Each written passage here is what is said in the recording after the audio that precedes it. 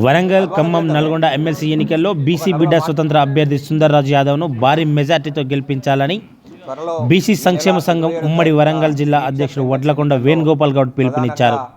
ఈ సందర్భంగా ఆదివారం గ్రేటర్ వరంగల్ ప్రెస్ క్లబ్లో ఏర్పాటు చేసిన మీడియా సమావేశంలో ఆయన మాట్లాడుతూ ఎమ్మెల్సీ ఎన్నికల్లో పార్టీలకు అతీతంగా బీసీ అభ్యర్థి సుందర్రాజు యాదవ్ను భారీ మెజార్టీతో గెలిపించుకోవాల్సిన అవసరం ఉందన్నారు. శాసన మండలిలో బీసీ పట్ల వాయిస్ వినపడాలంటే సుందర్రాజు యాదవ్ లాంటి వ్యక్తిని తప్పకుండా గెలిపించుకోవాల్సిన అవసరం ఉందని తెలిపారు. కాగా 27వ తేదీన ఉపాధ్యాయులు ఆలోచించి 19వ నెంబర్ పైన మొదటి ప్రాధాన్యత ఓటు వేసి సుందర్రాజు యాదవ్ను అత్యధిక మెజార్టీతో గెలుపునివ్వాలని ఆయన పిలుపునిచ్చారు. ఓట్స్ మాత్రమే అగ్రవర్ణాలే ఉన్నాయి.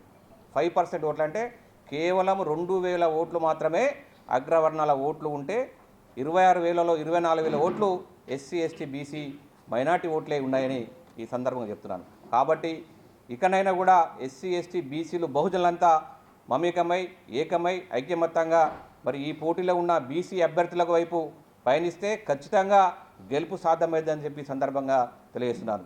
కాబట్టి 24,000 ఓట్లు ఉన్న ఎస్సీ, ఎస్టీ, బీసీలందరూ కూడా సమైక్యంగా ఐక్యంగా పోరాడి ఖచ్చితంగా మీరందరూ కూడా బీసీ అభ్యర్థి తెలంగాణ వాది విద్యా సంస్థలు 30 సంవత్సరాల విద్యా సంస్థల అనుభవం ఉన్నట్టు సుందర్రాజు గారికి మొదటి ప్రాధాన్యత ఓటు వేసి అత్యధిక మెజార్టీతో గెలిపించాలని చెప్పి వరంగల్ ఉమ్మడి జిల్లా బీసీ సంఘాలు, కుల సంఘాలు, బీసీ ఇంటలెక్చువల్ అందరి తరఫున కూడా మేము ఇక్కడ ఉన్న ఓటర్స్ని వేడుకుంటాం జరుగుతుంది. ఈరోజు మరి స్వతంత్రం వచ్చినప్పటి నుండి తెలంగాణ రాష్ట్రం ఏర్పడి ఆంధ్రప్రదేశ్ ఏర్పడినప్పుడు ఇప్పటివరకు కూడా ఈ రాష్ట్రంలో బీసీ ముఖ్యమంత్రి కాలేదంటే బీసీలో అనైక్యత కారణంగానే ఇక్కడ బీసీ ముఖ్యమంత్రి కాలేదు. కానీ ఇప్పుడు బీసీలో చైతన్యం రావడం జరిగింది.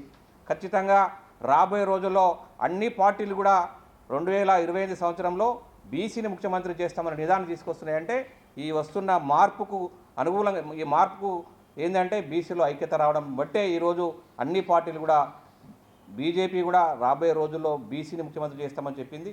ఇటీవల కాలంలో కాంగ్రెస్ కూడా మొన్ననే పీసీసీ చీఫ్ అయిన మహేష్ కుమార్ గారు రాబోయే ఎన్నికల్లో ఖచ్చితంగా మా అభ్యర్థి బీసీ అభ్యర్థి ఉండడం చెప్పి ప్రకటించడాన్ని బట్టి చూస్తే బీసీలలో చాలా చైతన్యం వచ్చింది, బీసీలో మార్పు వచ్చింది.